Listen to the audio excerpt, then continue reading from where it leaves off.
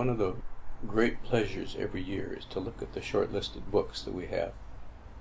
First, you're just a reader of poetry.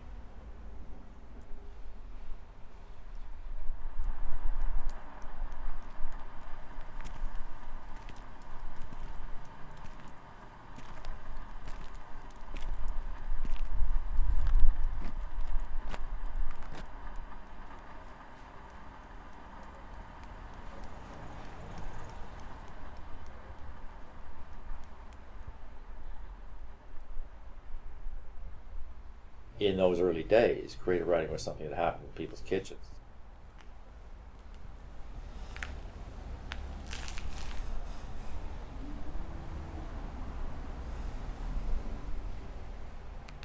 We are an exploded collective now.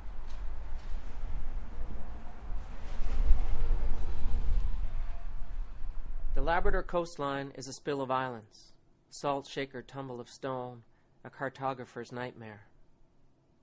On the coastal boat 50 years ago, the third mate marked his location after dark by the outline of a headland against the stars, the sweetly acrid smell of bake apples blowing off a stretch of bog to port or starboard.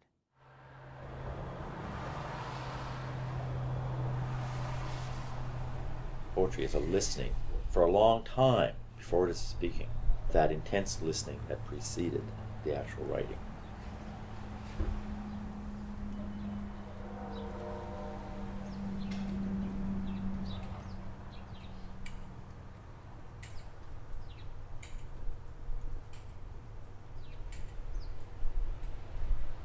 If I was to be a literary historian, I would put this as part of the surge of Canadian literature, telling our own stories and in our own voices.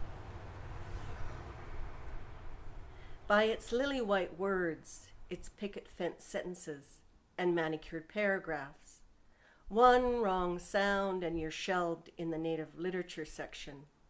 Resistance writing, a mad Indian, unpredictable on the warpath, native ethnic protest.